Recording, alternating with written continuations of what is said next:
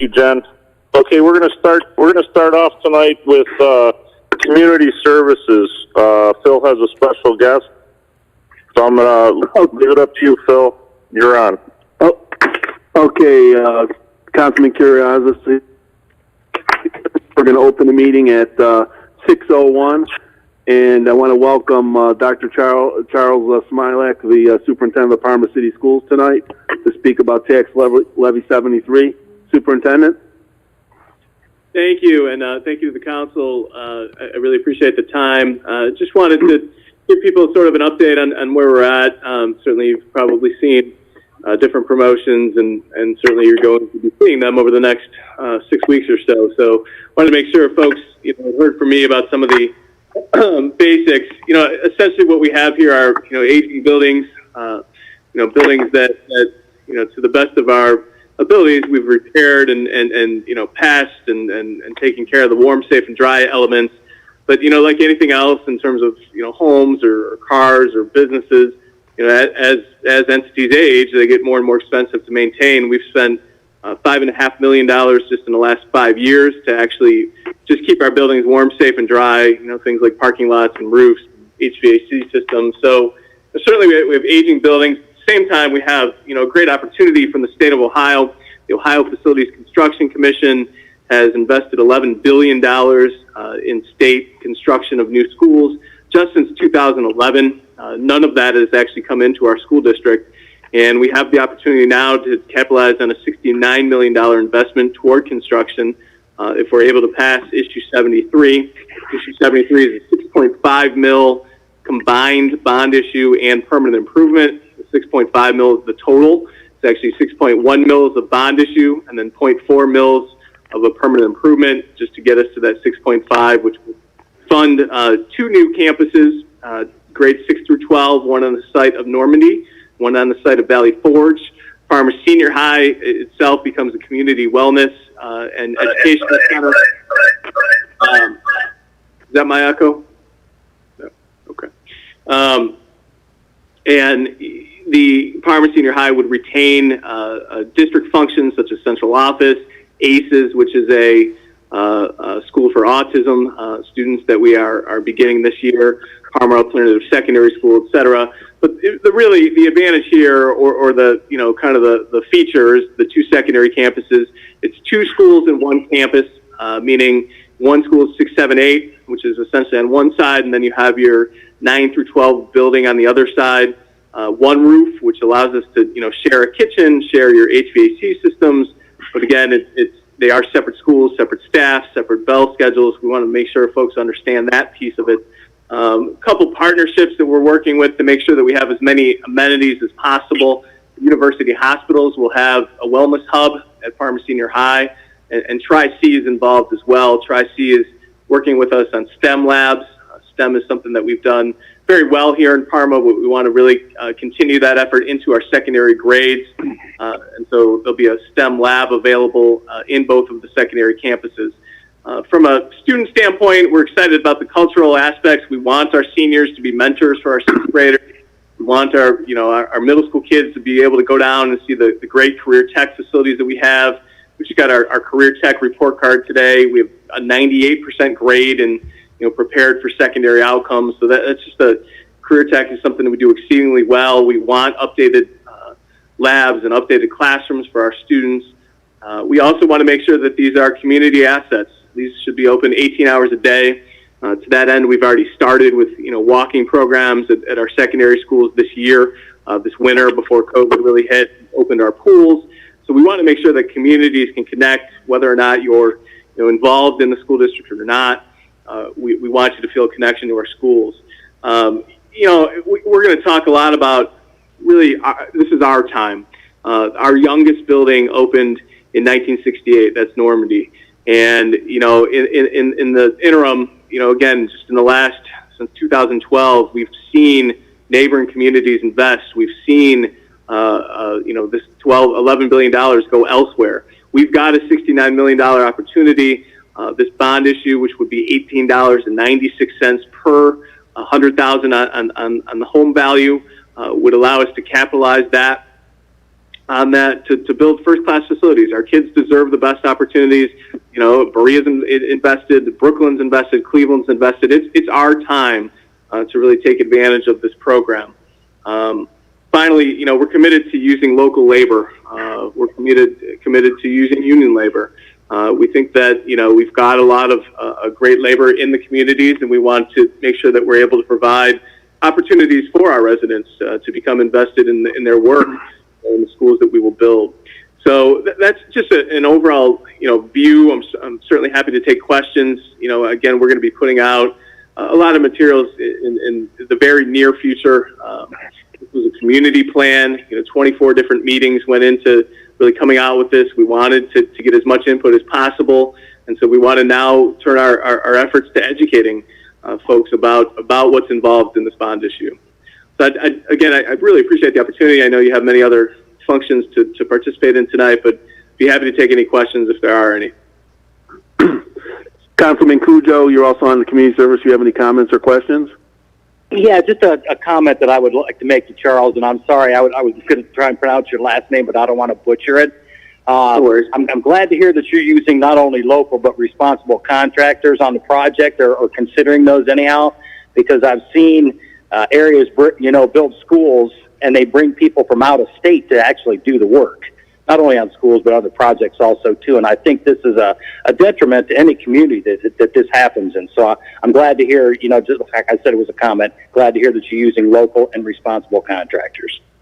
Absolutely. Thank you. Yes, we've already been invested. You know, obviously we can't award any type of contract until there would be passage, but we're working with several local companies and getting to know, you know, their contractors as well, so that we're starting to form those relationships now, because it's important to us to stay local. Yeah, and if there's any time that you need any help with any type of information, I would encourage you to reach out to me, because I am involved with the building trades of Cleveland. Oh, great. Excellent. Yeah, thank you. Yeah, so, and you can get my contact information. I can if you want to leave your contact information somewhere at the city hall or whatever, and then I can reach out and touch you and touch bases with you and give you my contact information. Sure. I assume there's an email on the website. I can just send you an email. Yeah, correct. Will do. Is there any other council members that have any comments or questions? Yeah, this is Councilman Snitsky. Charlie, how are you doing? You've been doing a heck of a job. Question for you: how many high schools are we just going to have the one high school at Parma? Is that the long-term plan now?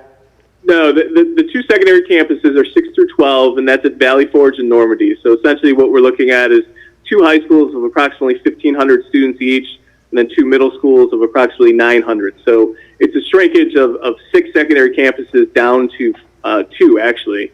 And, you know, again, it's 2 schools under one roof at the Normandy and the Valley Forge sites. The split is actually Ridge Road, which makes for a pretty nice even division of the district. Parma Senior High retains our central office functions, but then we're also going to keep those amenities open, like, you know, the gym will be available for people to walk in, the pools will be available during the school day. That would be what Parma Senior High becomes. All right, thank you, sir. Absolutely. Good to hear from you. Any other questions from council? Comments? Anybody from the administration?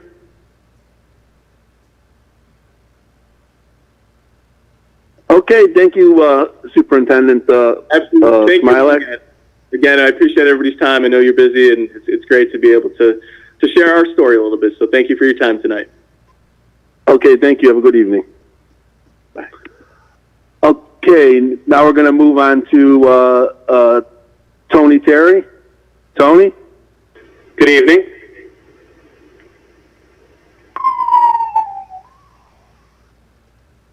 Everybody hear me okay? Yes, we're all set. Okay. So I'm going to provide a quick update in regards to community services.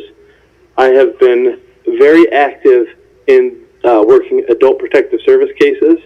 We have had, since COVID, I would quantify it to say twice or a little bit more than 2 times the amount of cases that I was handling beforehand.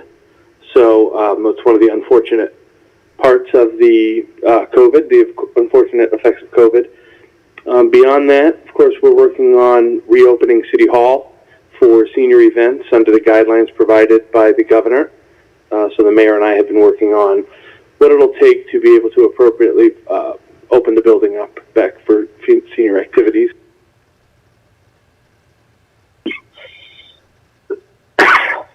That's my update for the evening. Okay, thank you, Tony. Is there anything else for community services tonight? John Cujo, anything? Nothing at this time, Councilman Councilman. Cujo? Thanks. Anybody, anything else from council? Okay, do I have a motion to adjourn community services? Make a motion to adjourn? All in favor? Aye. Aye. Aye. Community service adjourns at 6:11. Have a great you. evening, everybody. Thank you, Councilman. Thank you, Tony. Okay, let's move on quickly to Public Works. Councilman Cooley. Thank you, Mr. President. At this time, there's nothing in the folder. First of all, we'll open up Public Works at 6:12. And as of right now, there's nothing in the folder for Public Works. So is there anybody that has anything on the committee? Anything from the rest of council? Anything from administration? Okay, then I'd like to have a motion to adjourn Public Works.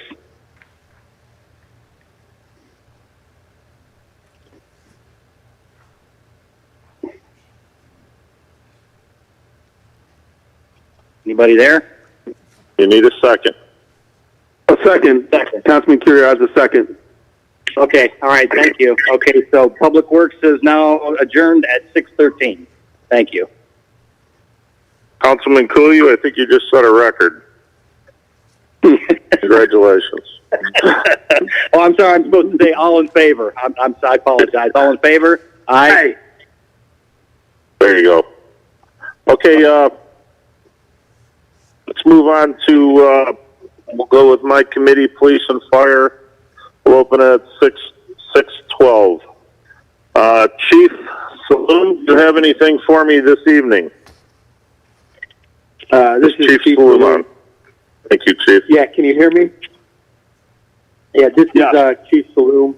The only thing I have, Councilman Elliott, is just a quick update on our jail and housing situation. We're currently in talks with Parma to utilize their jail as our primary housing facility. Once I am provided with the contract, I'll be formally presenting that to council.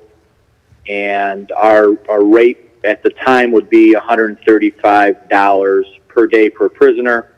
And I am assured that Broadview Heights has the same rate. And once it's passed by Parma Heights, they will have the same rate at $135 per day, with a slight discount because Parma Heights utilizes the city of Parma for their dispatching center, so they would get like a $10 discount per day. So I just want to make sure everyone's on the same page when it comes to the jail contract. And again, I'll have more information once I'm presented with that. Other than that, that's all I have, Councilman.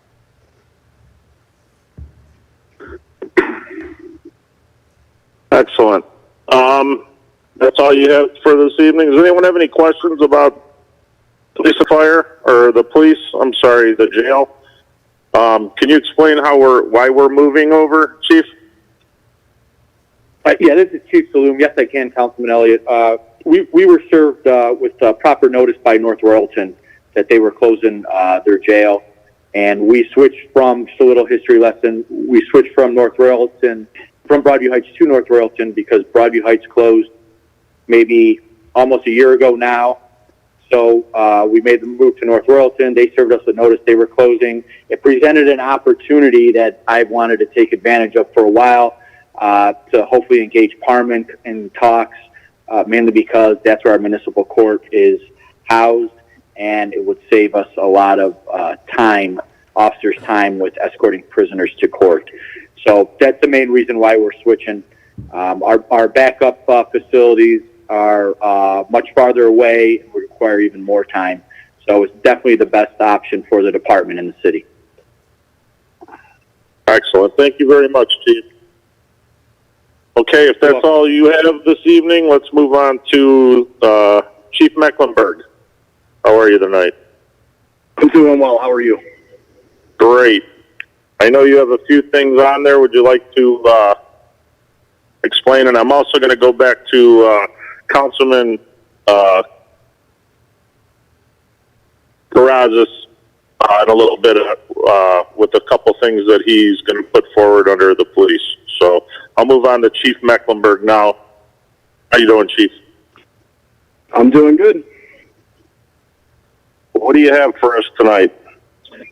So two things. First thing is tonight you guys are going to have the second reading for the proposed charter amendment. What I'm asking is to get that through the second reading and then table it. It won't be able to be put on the ballot until next November anyways, so there's a couple other angles that I want to look at before having that go all the way through. And aside from that, the one thing that's been in my folder since I came, the engine purchase, we are ready to place that order.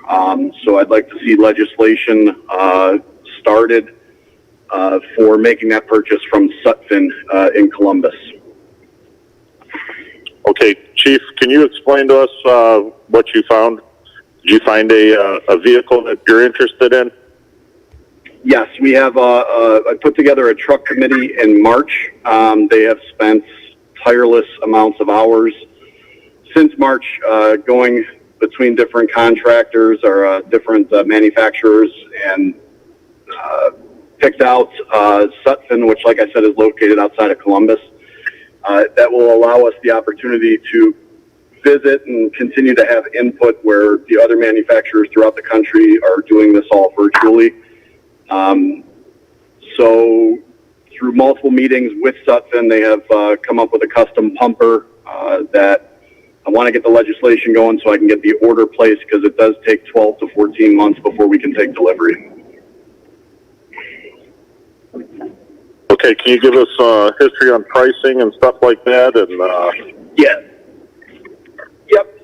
So in March, when I had first brought this up, I had said it would need to be somewhere around $600,000. The total for the truck, along with extrication equipment, our extrication equipment is incredibly obsolete. So the total came to $591,268. I know that's a large chunk of money, but there are all kinds of different financing options that are available. Director Petruniak has been researching on his end different options for us. There are a couple of different leasing companies that work with Sutphin that have sent over. They have sent over different options, like a 3-year lease to buy, 5-year, 7-year, 10-year. So it's not a chunk of money that needs to be paid up front. We actually would not make a payment on this vehicle until we take delivery. okay, Chief, can you give me the total one more time, please? Yeah, of course. $591,268.79.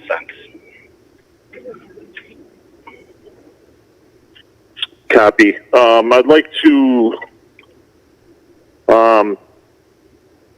Finance Director is on. Do you have any input into this? And what do you think about payment plan on the road? Yes, this is Finance Director Petruniak. I'm in conversations with the city's municipal advisor, and there's different options there, as Chief Mecklenburg mentioned, in terms of the leasing, either 5, 7, or 10 years. And another option potentially is going to issue notes for the fire engine. And the reason we can go that route, we have a note renewal coming up in April of 2021, and we can just add this purchase on top of that, so we can get funding that way. But we're just going to look at our options here and see what interest rates are best, and determine which route is the best way to go. And also look at our cash flow situation. Make sure if things get better down the road, we can always pay it off with no penalty. So that's another option as well. Whatever route we take, we can make the payments as we go, and then as things get better down the road, we could pay cash for it at that point. Okay, so Chief Mecklenburg, are you asking me to put this on for first reading for the next meeting, and then we can just start discussing this in detail? So I'll be honest, with Councilwoman Kelly out, I'm not really comfortable. You don't need an emergency or anything like that, correct? No, I just need this, and I didn't realize she wasn't here. I apologize. That's okay. I need this. I would like to have this order in by December. The price increases in December by 4%. So, Okay, and that was my next question. Yep, we have plenty of time. There'll be plenty of meetings between now and December to have the discussion and go through the 3 readings. Okay. Councilman Martin, I'd like your input on this, and Councilman Cooley, on what you two think about this. Thank you. Councilman Martin, I certainly agree with the purchase, and I certainly agree with the purchase that would be based upon the issuance of a note or any other low interest-bearing instrument based upon the fact that we are at historical lows right now for any type of financing. So anything that falls into a capital expenditure program that's going to be 15 years of service life or longer, I think we need to be considering our spending to be a very positive thing. That you're not going to find a way to pay for this any cheaper than what we are right now at historic lows. So this is a way to prepare for the future. This is a way to give good service to our citizen customers, and this is should be a good example for other larger capital expenditures that are becoming our way. If we can do this at historical low rates, then that's my opinion. I would do that with my own household, and I would do that with city property as well. Excellent, Councilman. Councilman Cooley. Thank you, Mr. President. I echo kind of Councilman Martin's sentiments. There's probably really no better time that we've ever seen before to make said purchases. So I'll just leave it at that. Thank you. Okay, well, I will make a motion to place it on the agenda. It's $591,268.79 for a new fire engine. Can I get a second, please? Martin, seconds. Thank you, Councilman. Chief Mecklenburg, do you have anything else for us tonight? No, that was it. Okay. I appreciate it. Excuse me, Chairman. Chief Mecklenburg, you had sent some information over regarding an MOU for something with the Ohio. Thank you. Yes. Yes. Yep, that was, I apologize. I did see that on the agenda. The MOU was sent over from the county. They're providing a new radiation detector. Our radiation, the county provides them throughout the entire county to all departments. Our detectors are currently from 1986, I believe.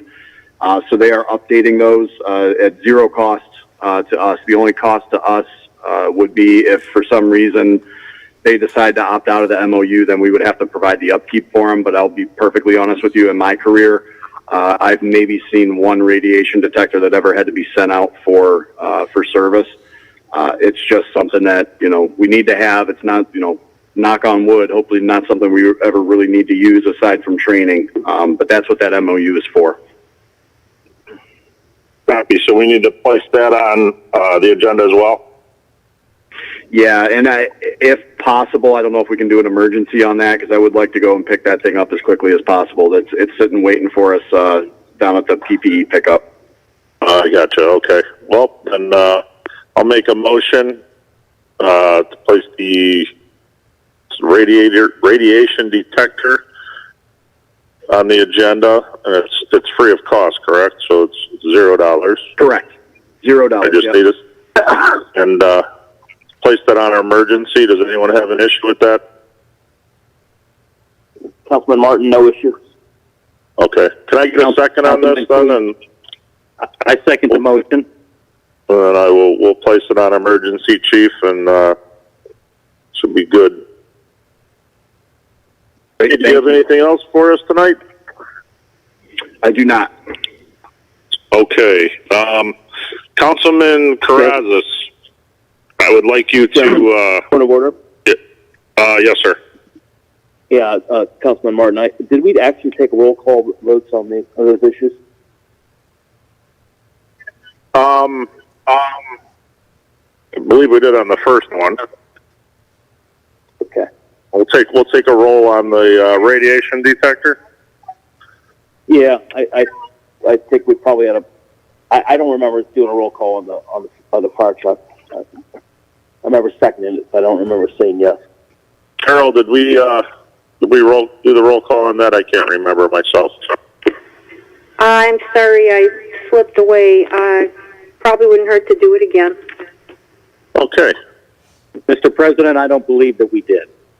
Okay. Do I need to do the motion again then, Carol, or can I just ask for the roll call? Please make a motion to add it to the agenda, take the roll call, and do your transmittal letter for me. Okay. Okay, I'll make a motion to place the new fire engine on the agenda. It's $591,268. $591,268.79. Can I get a second, please? Second, Martin. Roll call. Elliott, yes. Councilman Cooley, yes. Councilman Cooley, yes. Okay, we're good. And then make a motion to place the radiation detector. It's free of cost on the agenda. Can I get a second, please? Councilman Cooley, I'll second that. All right. And roll call. Councilman Cooley? Yes. Councilman Martin? Yes. Councilman Elliott? Yes. Okay. I think we can move along. Councilman Carrazas, you had a couple things for police. Yes. First piece of the legislation I want to bring up. It was Carol sent a email out with these in it. Is an ordinance to the amendment to Chapter 305 of the traffic control map. When you come down to the end of North Crossview, it stops, and you either have to make a left or a right. And I've had numerous complaints over the last 6 months about people when they get to the end, they don't know if they can cut through if they make a left or a right. So a lot of times they make a left and they end up circling around the block of Essex, Chatham, and Dorset, trying to look for Lancaster, which is if they made a right, they would go down Lancaster and cut through to Granger. So I've had numerous complaints, and they asked me if we could put up not a through street signs in front of 2871 Dorset and 5735 Essex Drive. So when the people stop at the stop sign in North Crossview, they will see the signs not a through street and hopefully deter the people from making left turns and causing traffic on those streets. So I'm asking if this could be put on the agenda at the next meeting.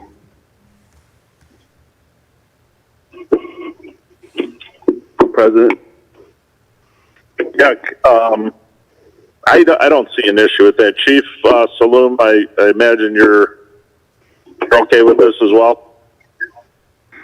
This is Chief Saloom. Yes, I spoke to the councilman and we reviewed it, and it is a problem area. It's just a cut-through street, and it would definitely help the flow of traffic to flow correctly by putting these signs up. Excuse me.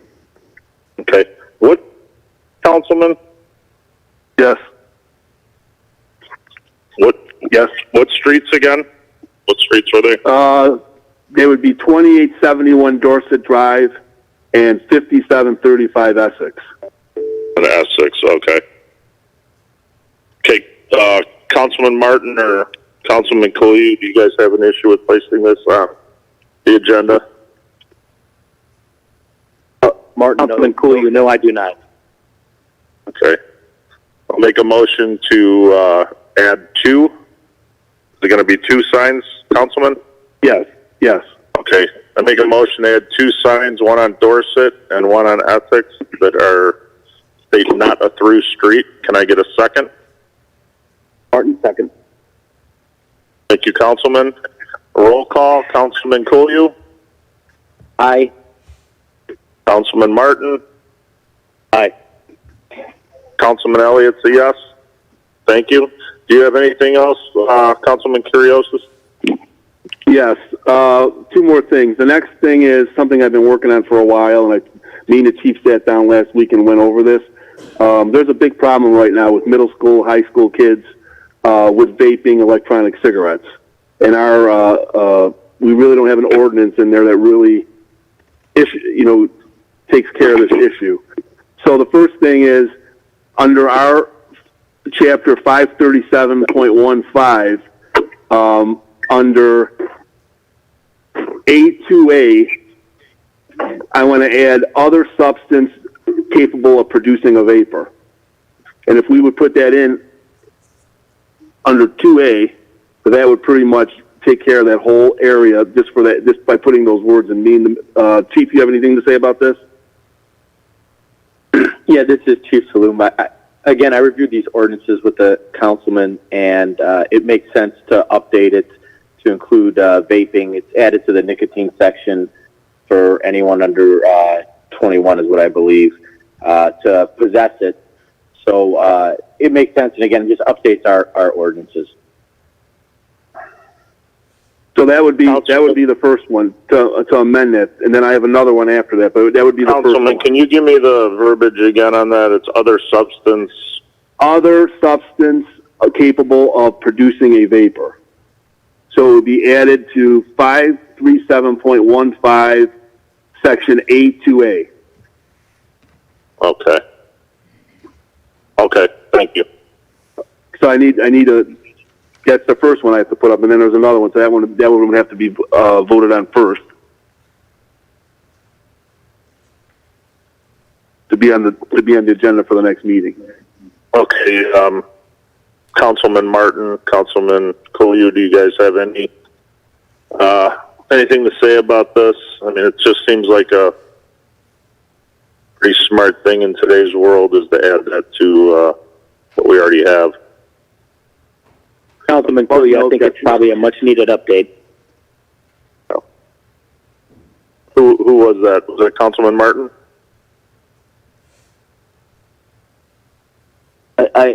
Councilman Martin just says no objection. Okay.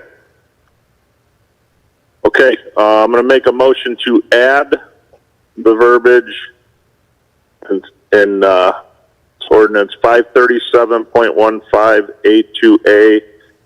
We're going to add the words other substance capable of producing a vapor. Can I get a second, please? Councilman Martin, second. And roll call, Councilman Cooley? Yes. Councilman Martin? Yes. Councilman Elliott's an aye. Thank you. Councilman Curiosus, you have anything else? Yeah, well, this last one is this is for possession use or purchase of receiving electronic cigarettes. So right now, you have to be 21 to buy vaping products.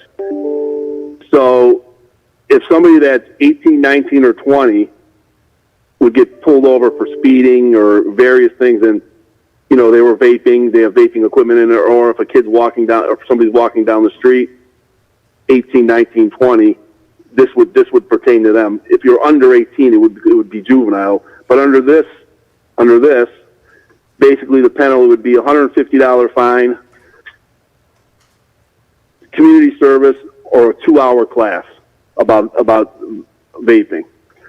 So, like I said, the chief and me sat down for over an hour last week and went over this, and he agreed with me. He thinks this is something that should be added in Chapter 537.15. So, like I said, Carol sent this out. Like I said in the email, you could review it, but I would just like to get this on the agenda by the next meeting. Like I said, I think vaping right now is a very, very serious problem right now with not just minors, but middle school kids, high school kids. And I think it's something that really needs to be done. Like I said, we have really nothing in our ordinances that take this issue up. So I'm asking if this could be put on the agenda at the next meeting. Okay, and that would be possession of vaping instruments. Possession, use, purchase, or receiving electronic cigarettes. And it would go after 537.15, so we would let the law department decide where they would want to put it in one of the chapters. Like I said, Possession, use, or what was the last one? possession, use, purchase, or receiving electronic cigarettes. Okay, purchase.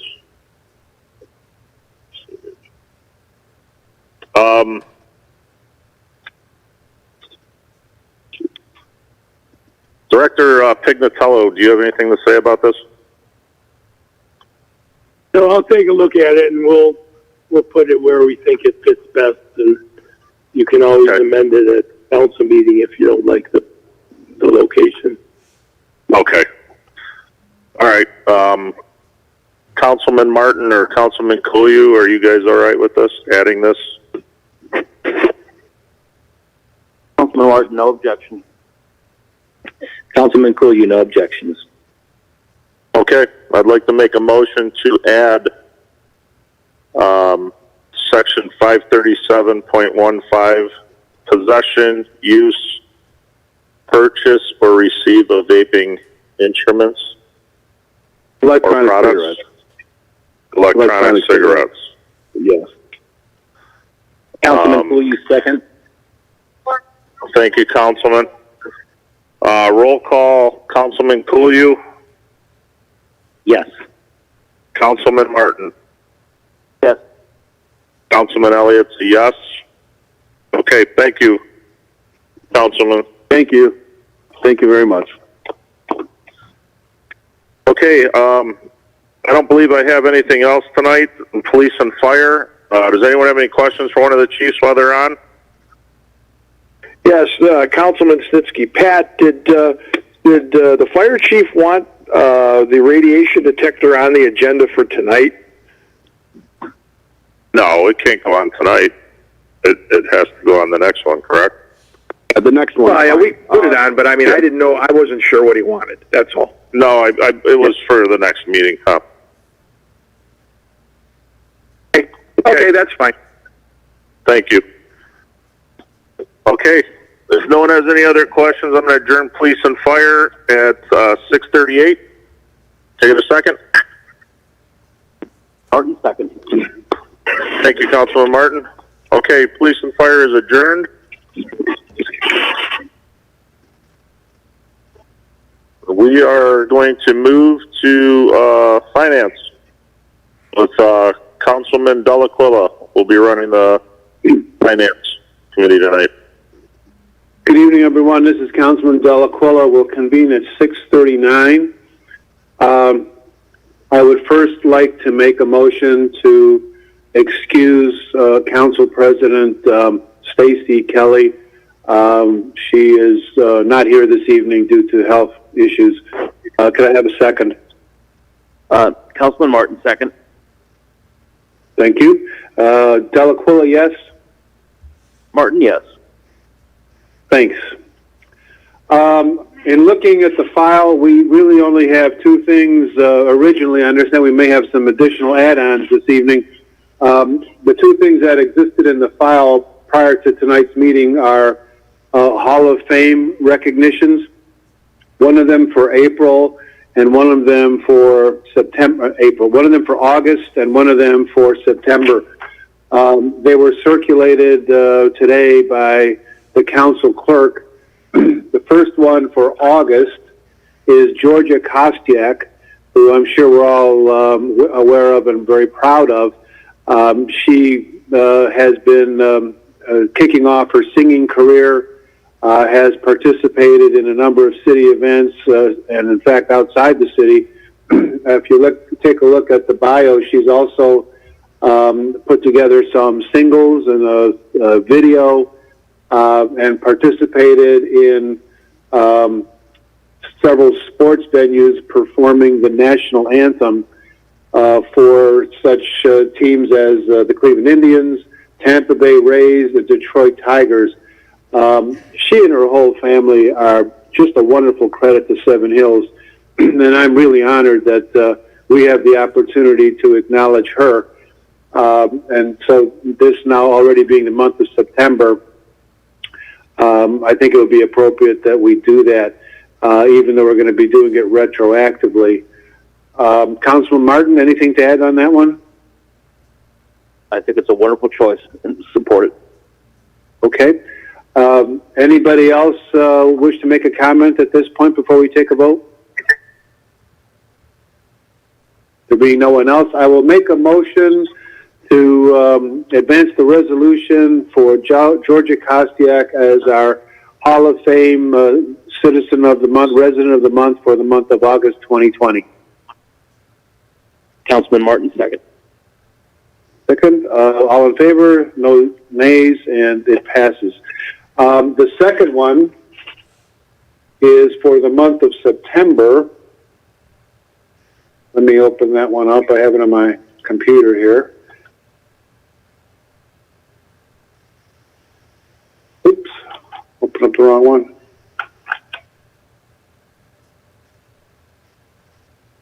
Bear with me, I'm working my way through the computer.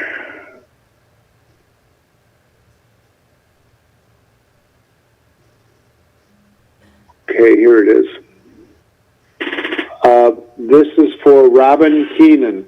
Robin Keenan is obviously a Seven Hills resident and the owner of a business.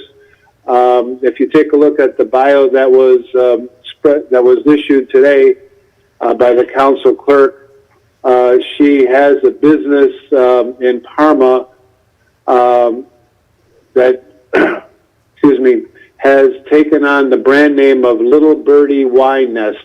This is located at the bottom of Broadview Hill. If you're familiar with where Southwest Cafe used to be, Pinzone's Meats, she also has been very active in a number of city events.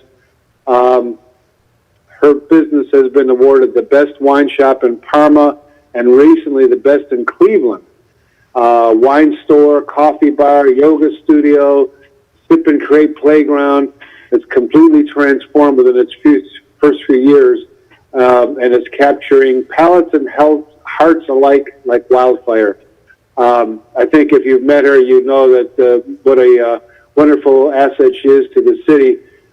She, in her previous career, has worked for some of the Cleveland's most well-known entities, the Baricelli Inn, Dante, Rockefellers, Mapleside Farms, and Red, the steakhouse. So again, I'm very happy that we have an opportunity to acknowledge her great achievements and to honor yet another resident in our city for all of the things that they do, not only outside the city, but especially within the city. Councilman Martin, anything to add? Nothing to add. Thank you. Okay, anyone else wish to say something?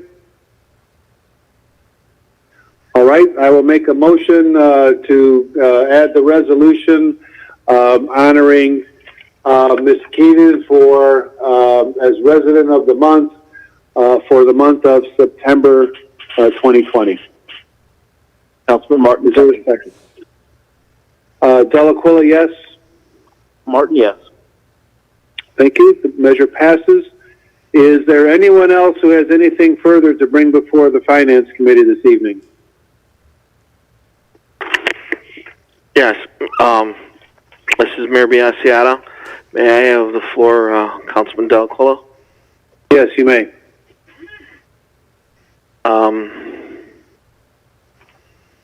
I have an executive session for pending litigation. If your committee can take us in, I'd appreciate it. I'll make a motion that the Finance Committee go into executive session to discuss pending litigation. Councilman Martin, second. Roll call, Delaquilla, yes. Martin, yes.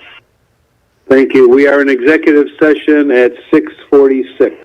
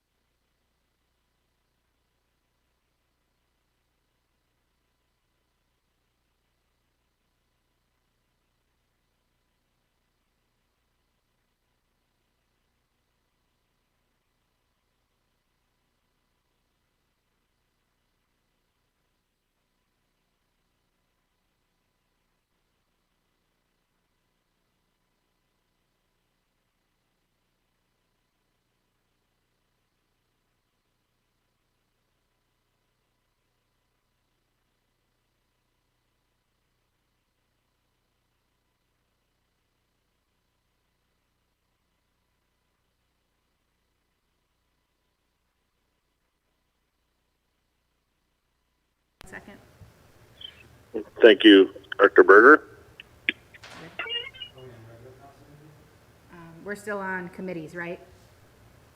Yes. Yeah, we're still in finance. Okay, we're good to go. Thank you. Is there anyone who has anything further to bring before the Finance Committee? This is Mayor Biassiata. I have a request of the Finance Committee. Yes, Mayor, please proceed. This is Mayor Biassiata. I'd like to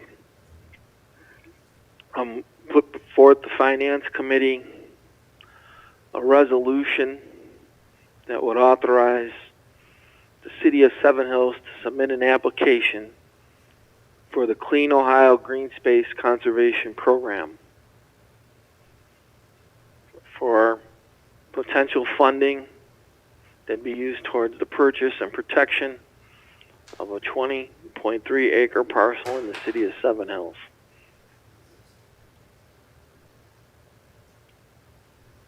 Is there any discussion by any of the members of the committee?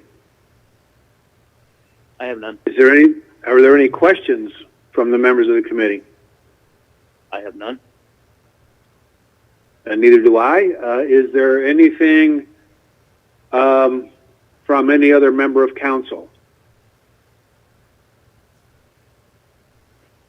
And is there anyone else who wishes to make a comment or ask a question? I just want to add one thing. Mayor, if you could give us a little more substance on where the site is located and perhaps expanding a little bit on what we mean by preserving the property, it might be helpful to council's deliberations down the road. Sure. The resolution at hand is to give the administration the authority to submit an application with the Clean Ohio Green Space Conservation Program for the assistance in the acquisition of the 20.3 acre property that is located adjacent to the current city park titled North Park. And the reason for this acquisition would be for the permanent preservation of this property as a public park for the specific use of passive recreation that will create a natural recreational amenity for the residents and visitors of the City of Seven Hills. Thank you. I need to explain deeper what passive recreation means, Councilman. If you care to, I think I understand what it means, but if you care to, certainly you're invited. This is Mayor Biassiata. I'm good at this time unless there's specific questions for me. I'd be happy to answer. Okay, does anyone either on the committee or a member of council have any further questions for the mayor on this subject? Anyone at all then? Okay, I will make a motion that the resolution as provided by the mayor be approved for placement on the agenda for the upcoming meeting. Mayor, do you need an emergency on this? I would like one. It's just a resolution giving me the authority to fill out an application. There's absolutely no financial commitment here and no harm that can come of this. All right, I will then make a motion that this resolution be placed on the upcoming agenda for the next regular meeting with an emergency clause. Is there a second? Martin, second. Thank you. Delaquila, yes? Martin, yes. Thank you. The motion carries. Is there anything further for the Finance Committee? Councilman Delaquila. Yes. This is Finance Director Petruniak. In the folder, there are three items, pieces of legislation on tonight's agenda that if you have any questions on now, we could discuss. We didn't get a chance to discuss this previously in Finance Committee. I'll start with resolution number 20-2020, and this is dealing with council accepting the amounts and rates as determined by the Budget Commission. And this is just an annual process that all municipalities are required to go through. And it's just the next step in the budget process. Council previously adopted a resolution in July, adopting the tax budget. That information goes to the county, and then the county comes back with the tax rates. And so that this piece of legislation tonight is just accepting those amounts and rates that the Budget Commission provided us. Okay. If there's any other questions on that, feel free to ask. If not, I'll move on to the health insurance items that are on tonight's agenda. Does anyone have anything to ask of the Finance Director regarding Resolution 20-2020? Okay, please continue. Okay, and then the other two pieces, we have ordinances numbers 71 and 72. Ordinance 71 is the renewal, an agreement with Medical Mutual, renewing the health insurance contract. This is going to be for a 2-month period. And then Ordinance 72 is the piece of legislation that authorizes an agreement with Anthem, Blue Cross Blue Shield, for a 12-month period beginning December 1st. On the phone call, I believe, is the city's health insurance broker, Renee Avampato from JRN Group, and she's available to give us a little background information on this, and you can ask any questions as necessary to her as well as me if you have any. So, Renee, if you're on the phone, I'd like to introduce Renee Avampato. This is Renee. Hi, Renee. Welcome. Everybody here. Thank you. Can everybody hear me okay? Yes. Thank you, Council, for having me. As you know, we go through our annual renewal or our annual evaluation of the renewal. This year, Medical Mutual gave us another significant increase due to our large claim amounts and the loss ratio that they had incurred over the last year. And because our union contracts became more flexible, we have the ability to go out to the market and look at different products. So we did that. One of our goals was to try to get off an October 1st renewal and get back to the December 1 renewal, getting our renewal and our deductible year in sync again. Over the last 5 years, we've been pushed down with Affordable Care Act and multiple month rate guarantees with Medical Mutual that took us to a 10-1. So one of our goals was to get back to the December 1st renewal. One, it will help, I think, with council and with retreat in August. So we looked at numbers, and taking the path of least resistance was, like we said, is renewing with Medical Mutual for a 2-month period to get us to December 1st, and then moving the contract to Anthem.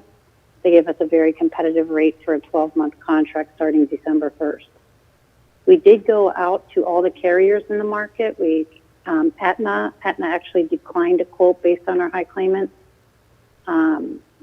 We presenting Anthem, Blue Cross, Blue Shield. They were the most competitive. United Healthcare also offered a proposal, but Anthem gave us more competitive products, better products at a more competitive price. And we also looked at the opportunity to self-fund through an organization called Roundstone. But again, Anthem, after we, evaluated that proposal, Anthem was still probably the best program for the best cost. So again, our recommendation is to renew with Medical Mutual, move to Anthem, effective December 1st. One, it keeps the deductible the same for those 2 months, and then our deductible will always change in December, which it will anyway. And it's really less administration issues with both the employees switching and carriers and the city going through all the open enrollment. For the last few years, we've had to have 2 open enrollments, one in September for an October 1st, and then again in November for December 1st, because our deductible keeps changing in December based on the IRS moving HSA deductible. So, and we are offering 2 plans that will be better plans for the employees. We'll still have an HSA plan, but we're also going to introduce a 1,000 deductible 80/20 copay kind of program for the employees that they can evaluate December or in November for December 1st effective. And we're going to get rid of that 250 plan, which isn't really a viable option for any of the employees. So that's basically a summary of what took place over the last few months. Okay, thank you for that.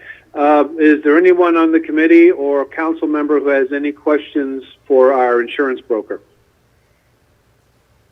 Is there anyone in attendance who has any questions? Mayor? Petrunia? Yes, yeah, I do not have any questions as I've followed the process very closely. I just want to bring forth the most salient point, that when the two ordinances are annualized to a 12-month versus 12-month comparison, our insurance costs are slightly decreasing by a little bit over 2% decrease year over year for similar coverage to our employees. So I want to thank all that were involved in this process. Thank you. Fine job, and it was over several months of work culminating in tonight's ordinances. Yeah, I know that this is a lot of effort, and it's much appreciated. I'm sure the employees will be happy to hear, too. All right, is there anything further for the Finance Committee? There being nothing further? I'm sorry, Councilman Martin? Anything further? Okay. I will make the motion to adjourn the Finance Committee meeting at 7:06 p.m. Martin, second. Delacuilla, yes? Martin, yes. We are adjourned at 7:06. Thank you, everybody. Okay, thank you, Councilman Delacuilla. That concludes our committee meetings tonight. Jen, are we already set up for the council meeting? Todd's just ending.